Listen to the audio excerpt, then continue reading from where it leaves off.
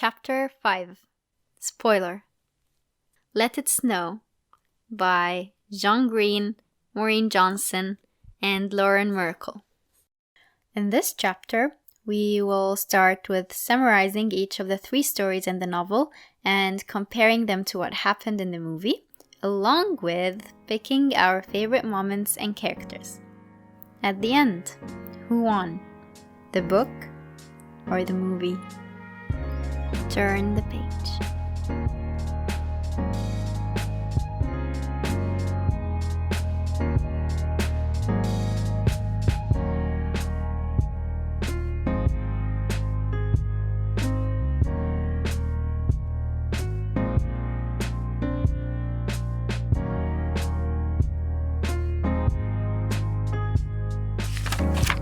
Okay, so we started with Julie, and Stuart.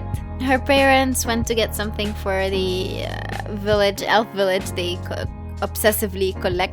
They got arrested. She has to go on that train to her grandparents in Florida. She passes by Georgetown. The train gets stuck there. She sees a Waffle House across the road from the train.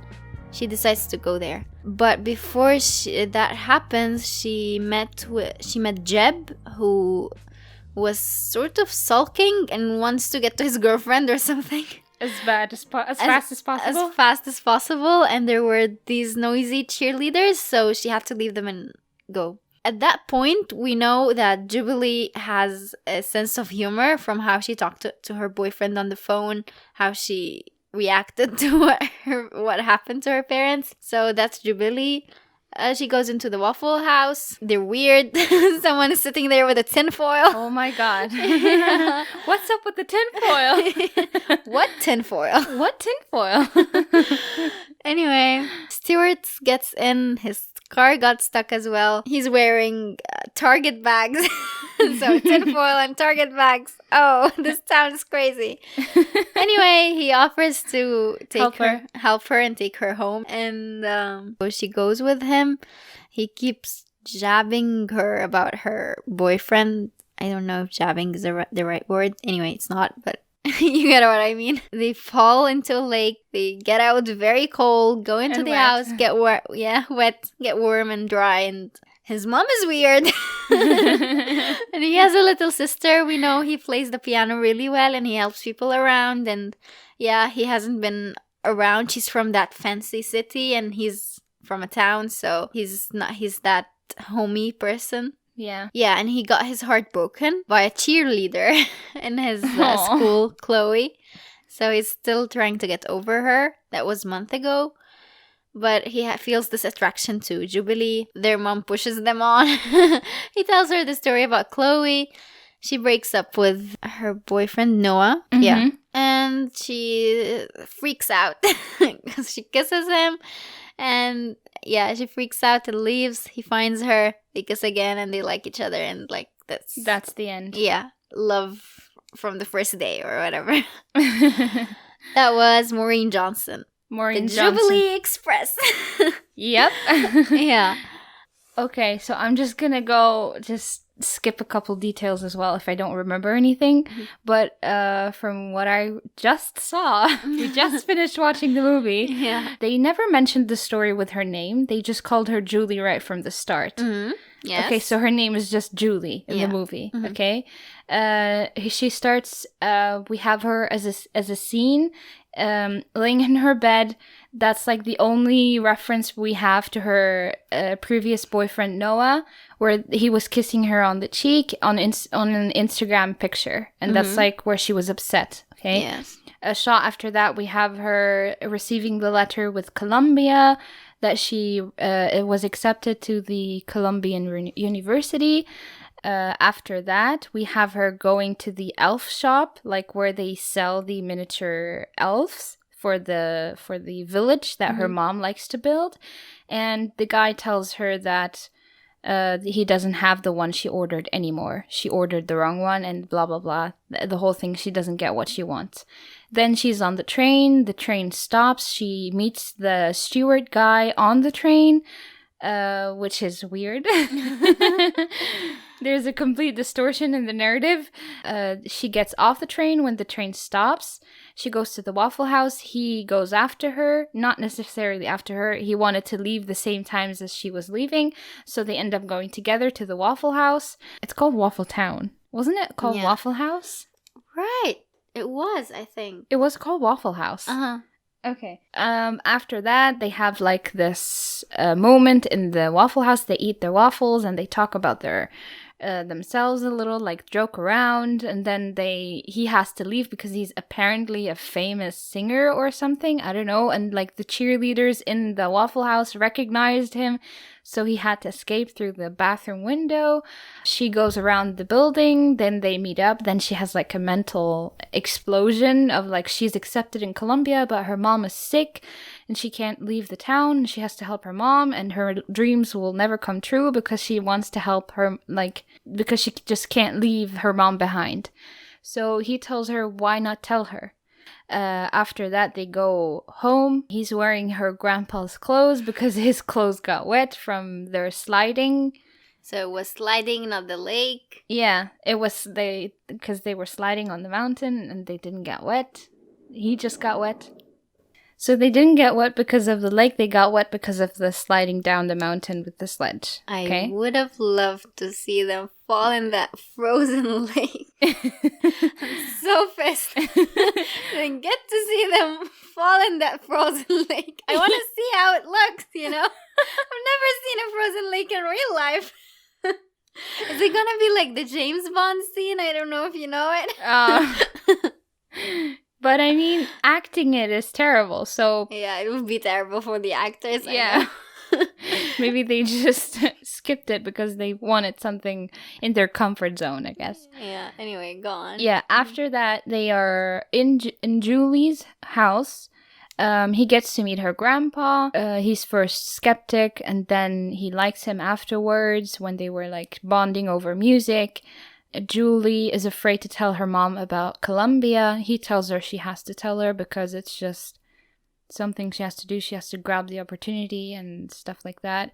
Then his publicist appears and calls him back, and then they don't see each other for a while. After that, she goes to the party because she's like on the Snapchat story. She sees her friends partying and stuff like that, so she goes to party. She listens to one of his songs, says that she likes it. She used to hate it, and now she likes it, and then he's there. They have a moment, they kiss, and then they party together, and that's the end of their story. Yeah. Okay, I guess let's compare those. Yeah. So, other than the lake bit, I think they switched them in a way. Like, in the book, Stuart's father left a couple of years ago. Huh. And instead of the grandfather, there was the little sister. Yeah.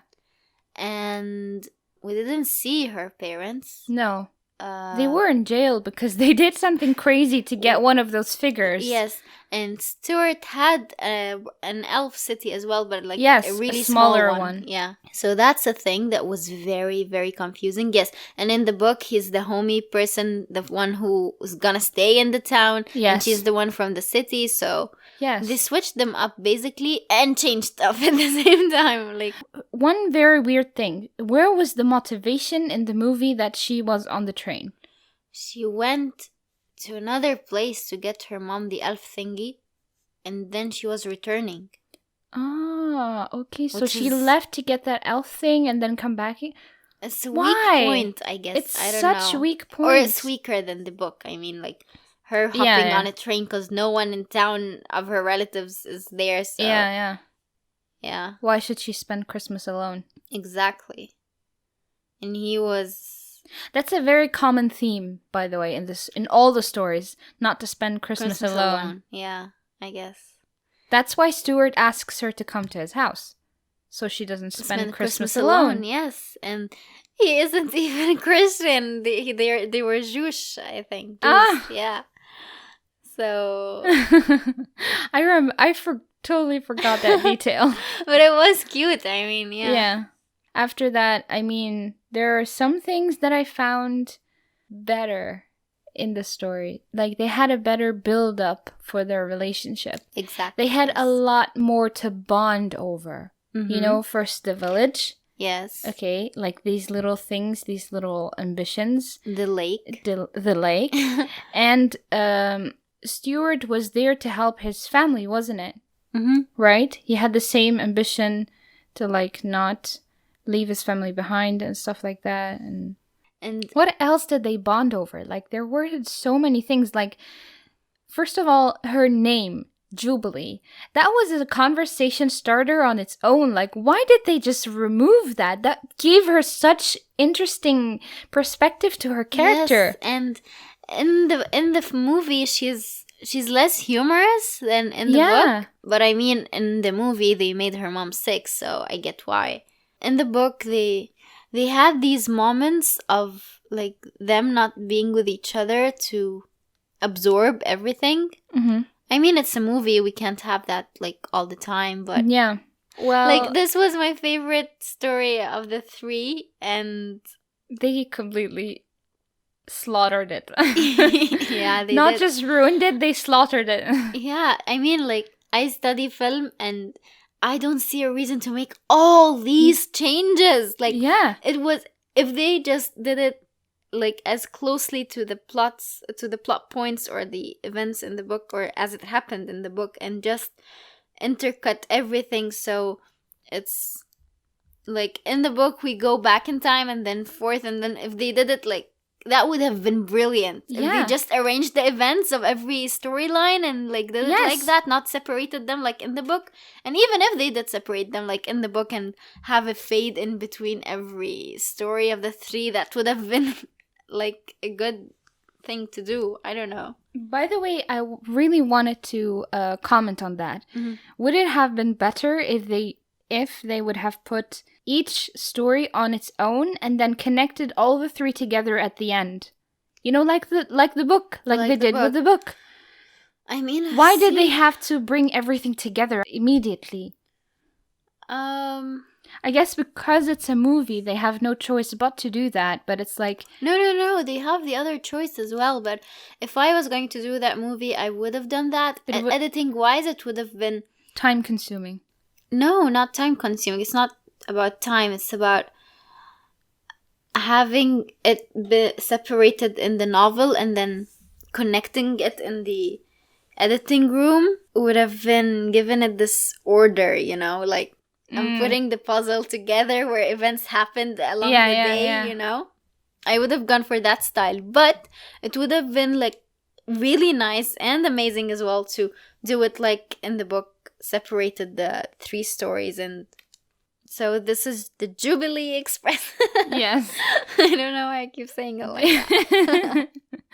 It just needs to sound like that, you know? Like, what if you say the Jubilee Express? No.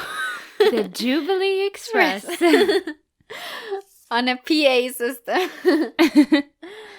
After that, we have the John Green, A Cheertastic Christmas Miracle. Which, from the name, is pretty cheesy. It's pretty much about cheerleaders. Yeah. I don't know. We don't have cheerleaders in Egypt to thank God we don't. To this obsession. Okay, it started like this. They were in Tobin's house. بس خلي بالك برضو ما تطوليش. Okay. Keep it simple. Watching Bond movies. So they get this text from the guy at the Waffle House. Cheerleaders are here. Come over. So they rush to the cheerleaders. The Duke was going to stay. But they convinced her to come for the waffles, blah, blah, blah. Okay, so they go on. They get this board game because the cheerleaders want to play this board game. I don't remember what's name. Anyway, I forgot the Duke's motivation to go to the Waffle House. The waffle with something. She likes some kind of waffle. Okay, fine. Anyway, so they crash on the road. They find the twins who are scary, going in the same direction. They try to stop them, get in with them to go. They did arrive at the Waffle House, didn't they? Yeah, they did before the twins. Yeah, they did arrive before the twins. To have the guy from college with the beer come at the same time. So it's a race down to the Waffle House. Who gets the beer and the board game first? They get there, they enter. So, yeah. Anyway, the three of them were rushing to the Waffle House. JP didn't have his shift that day. And they had a fourth friend who was at the Waffle House. Anyway, He's in the movie. He's the other guy who's serving the waffles. Yeah. Yeah. I don't know his name though, but Neither I liked his hair. Anyway. So yeah, along the way, Tobin, we see this attraction between Tobin and the Duke. Yeah. And we know why her name is the Duke, not Andy and everything. So Was it Angie or Andy? Angie, sorry. Angie, sorry. Yeah. And there was this quote that I liked actually, or like thought Tobin had. It was about thoughts. It went like this. But then again, between brackets, and here is one of my main complaints about human consciousness. Once you think a thought, it is extremely difficult to unthink it. And that's so true. Yes, that's the only thing I highlighted in the book, because it is so true. Once you think something in your head, it starts going, it's gone. The train is on the track. You can't go. You can't go back. I mean, that's true. Yes, like once you start thinking about someone and like building this fairy tale in your head, or so that wasn't that part. That was along the way. Anyway, so when they reach their Waffle House, he starts talking to cheerleaders, which gets the Duke jealous, which gets her to make him see that she's jealous. Yeah. And then they say that they like each other. Mm-hmm. How did it happen in the movie? Do we really want to know? Okay, so in the movie, it starts with JP and Tobin being in JP's house, getting ready for a party because his parents were leaving, and he wanted to invite everyone to his house to have a party. Then the Duke walks in. She's like, what did she say? I don't remember again what she said. She said something to him, and JP could see that he was totally in love with with the Duke. He's like, dude, you need to tell her. I remember a certain quote, but I'm not going to say it here. Then he said... Okay, I remember it. You remember? Okay, good. And then he said, he didn't even deny it. He said, yeah, I'm going to tell her today. And then he went up... He was shaving and accidentally cut himself on his chest, and then the Duke walks in. And then we have like a little funny moment between them. I guess if you watch the movie, you know what I'm talking about. After that, we have the Duke asking Tobin to go to like this party thing that this college guy has been asking her to, and she invited him as her +1 basically. And they went there, and it was like, what was it called again? It's this weird sport, this holiday sport that they used to okay. After that they play, and he keeps getting his ass kicked on the game because of the twins, because of those twins who got out of jail for some reason. Why? How old are they? Okay, yeah. So after that, he gets his ass kicked by those twins. He stops playing. The Duke's friend keeps apologizing for what they did, and then they steal the keg, the one with the beer in it, the booze, and then they steal it from the twins, and then they start driving. Then it's like a car chase between the twins and Tobin and the college guy and the Duke, and then they finally escape from the twins, but then their car crashes into a what's it called? They drove into a ditch, and their car got stuck, so they were in front of this church, and they were they went inside the church, and then the Duke and Tobin had like a moment together where they bonded with singing, and none of that was in the book. Playing the piano or organ in that case. Funny enough, the moment where the college guy was watching them sing that song, I thought he finally realized that there was something between them. But then he gets up and starts dancing with the Duke, with Angie. And then Toby gets jealous, leaves. They have an argument. After the argument, he is wearing that that cape or coat Yes. from the wise His man. man. But for me, he looked like a character from Star Wars. Or Harry Potter. Or Harry Potter. By the way, he would have made a great Harry Potter. Harry? I I mean, mean, as Harry? Yeah. Not a character in Harry Potter? No? Not agreed? Probably. Just random thought. I don't His know. bangs. Anyway. Yes, that's what I had in mind. Okay, so after that, he's like upset in his car. Then the tinfoil woman, in this case, we have the tinfoil woman who has the pickup truck, comes and picks the car up, and he's able to drive again. He goes to the Waffle House. He gets to the Waffle House, and then he gets the keg and keeps dragging it to the door. Just like couple meters away from the entrance of the Waffle Town, the twins show up in front of him. He has a mental breakdown in front of them. I found that one hilarious. I think that's one of my favorite moments in the whole movie. I went to piano camp. So what? After that, they find him hilarious and want to party with him. They think he's cool, and then he goes on the rooftop. Yeah, rooftop. He goes on the rooftop. The Duke finds him there. He confesses that he loves her. She Straight on. Like, I'm in love with you. Do it. Cushion it. Way to build up. No build up at all. Then they have a moment, they kiss, and then they party together, and then happily ever after. They are interrupted by Julie. So that's the story of Tobin and Angie. They're my favorite couple in this movie. Yeah, in the movie. Mm-hmm. In the book, my favorite couple is Jubilee and Stuart.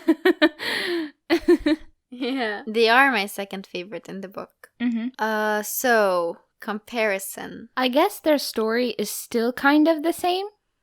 Yeah. Their story is the only one that actually stayed the same throughout the whole movie. Maybe some things changed with the weird sport that they played, but it's still okay. Mm-hmm. The concept is still there. Yes, and the college guy was on their side instead of JP. Yes. I mean, with them in the car with the whole chase. Fine. Okay. I mean, yeah, He was nice. acceptable. Okay, third story. The patron saint of pigs. And I think there was like a Christmas miracle in here, wasn't it?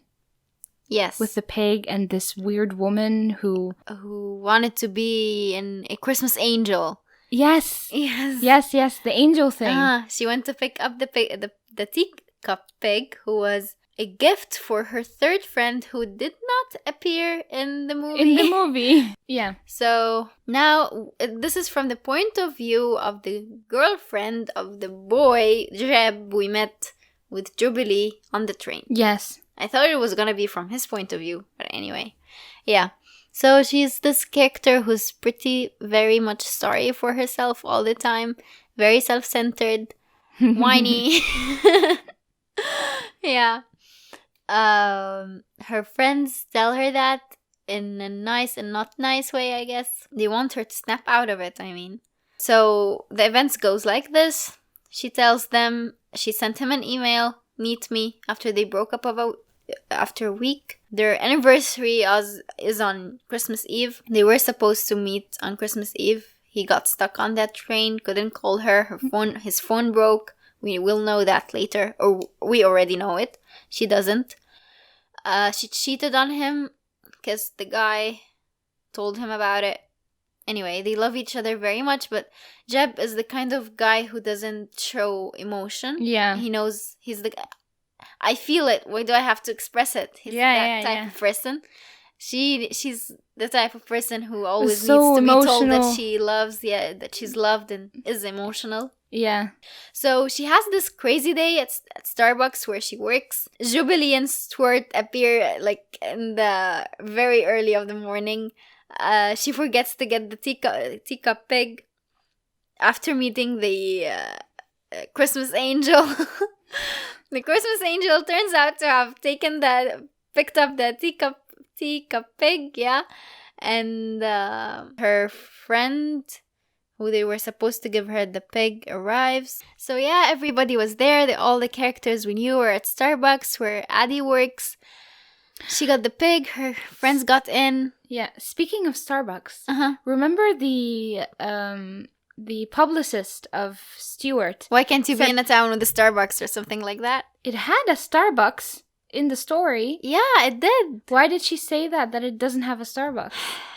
I just want to pull my head off right now. Yeah, what did they do? Anyway, let's continue with Addie. So yeah. So ruined. Her friends get in. She gives her friend the pig. They all get to know each other. They know each other, but some of them don't know each other's names, blah, blah, blah. Anyway, so it turns out Jeb gave Tobin a message to Addie that he was coming and his train got stuck. So Tobin moves on the message. Then Jeb comes in. He tells her the whole story, and they're like very happy to have seen that they finally can see each other. Yeah, and it's all went down, but it was crazy with every one of them there. And like it was sort of like the party in the book, but more intense because they were talking to each other. They didn't talk to each other in the movie. No. None of them talked to each other. Okay. Except when Julie interrupted Angie and Tobin on the rooftop. That's the only moment where they talked to each other. Huh. Okay. That's one thing that I really loved about the book. That's when everything comes together, when all the characters from all the stories interact with each other. Yes. Most of them have been on the margins of each other's lives, but didn't really get to talk. But then this one storm makes them talk. There's one place that has every story, like every story has it in common. It's the Waffle House. The Waffle House appears in each and every story. And the tinfoil guy. So there's like a common character, common setting. Yes, common setting. And imagine the pressure Lauren Miracle must have had in the very last story, the short story. She had to portray each and everyone's character and personality through her writing. But these characters were from John different Green's and Maureen's characters. Yeah. So she's the one who tied the bow neatly on the Very the story. neatly, actually. So yeah, how did Eddie and Jeb's story go in the movie? Oh my god. It wasn't the story. It's just so blood boiling. It's so bad. Okay, we're just gonna go right into it. Okay, so the movie starts with Tegan standing in front of the shop where the pig is inside. So we've established that she wants that pig. Okay. After that, there was a scene with Addie where she tried to reach her boyfriend or something. I don't know. Yes, before Tegan goes to work. Yes, before Tegan goes to work. Then they're in the car. They have like a dispute. They fight. They argue over something. I can't really recall. She gets out. She drops her off at the pig shop where she was supposed to get the pig, or she wanted to show her the pig. She just wanted to show it to her. And she didn't, and she just drove off. After that, Addie is stranded, has nowhere to go. She just sits in the middle of the town. No reception, no way to call an Uber. So she hops in with the tinfoil woman in the car and tries to find a way to get to the Waffle House. After that, we have Tegan in the Waffle House where she works. In the story, she used to work in Starbucks, didn't she?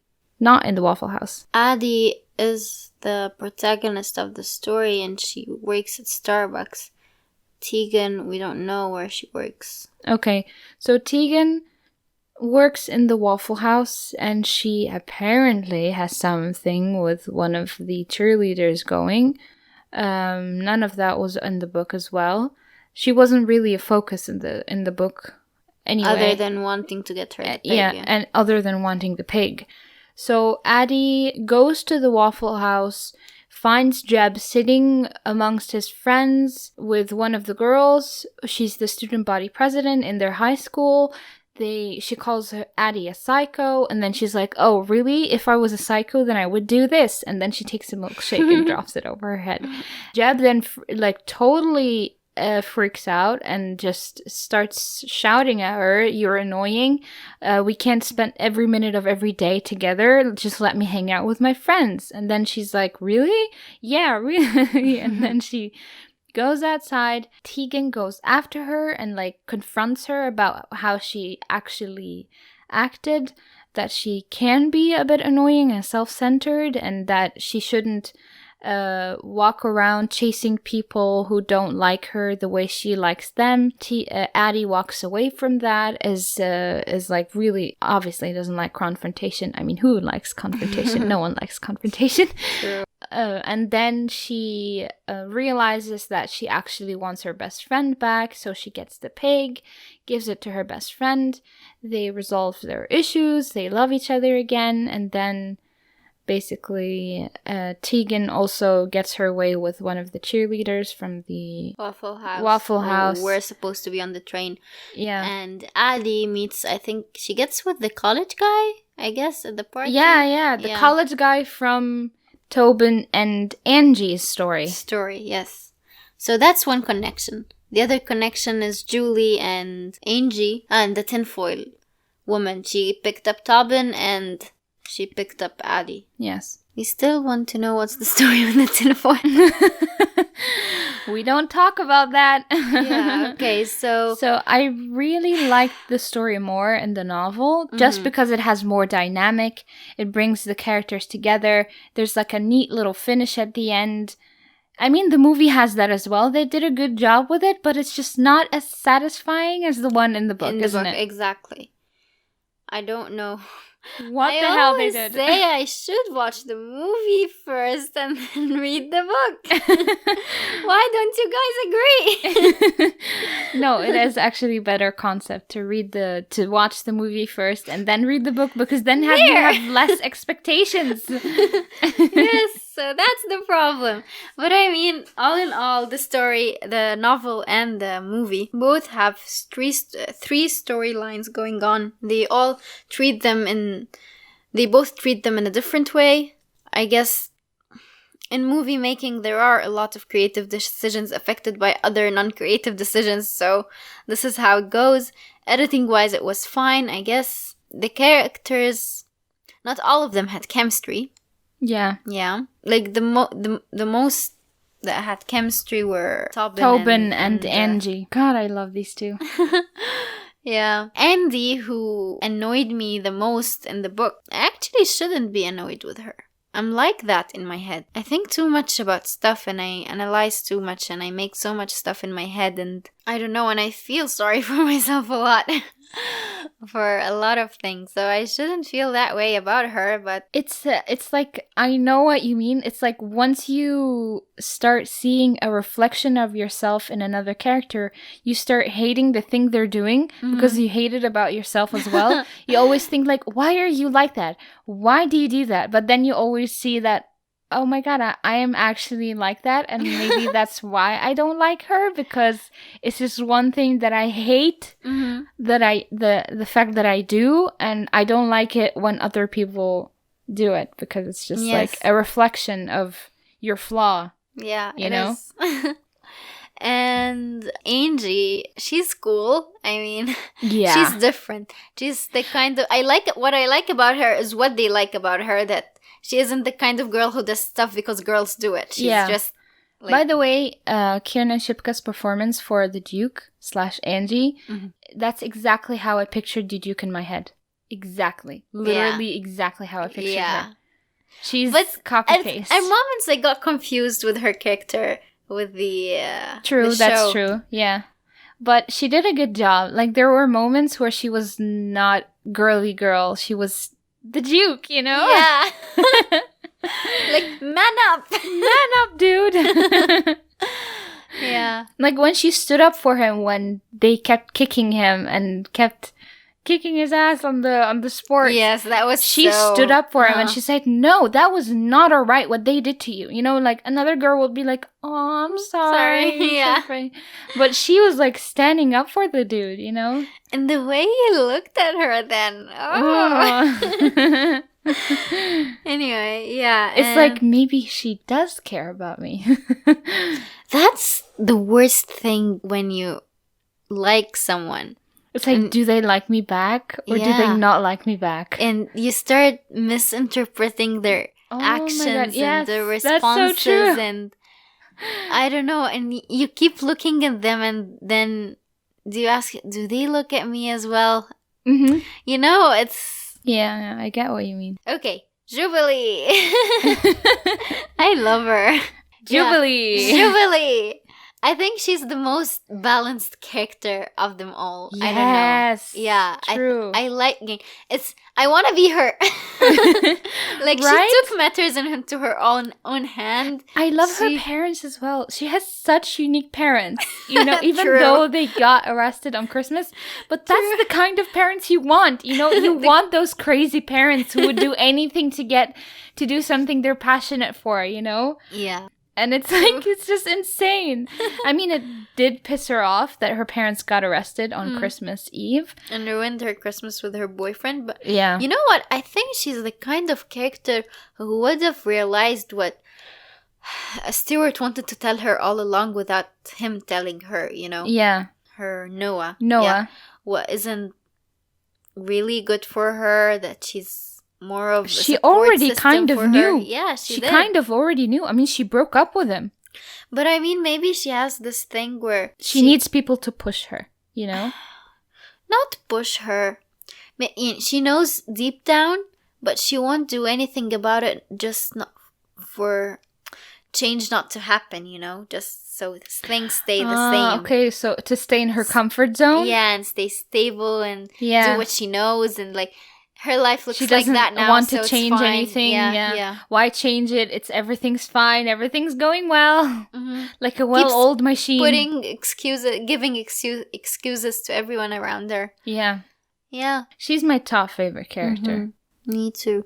Even in the movie, not my top, but yeah, she's second top. She's the best looking one in the movie. Yeah, she's really cute. She's so adorable. She looks really younger like than super everyone. Young. Right? Yeah. I don't know. She's not 18. She's younger than 18. In the book, she is 16. Yeah. Maybe. So they got the perfect age. Yeah. But I think it's always better to get an older actor to play a younger role, because it's just when you get the perfect age of the person, the real person, to act so real.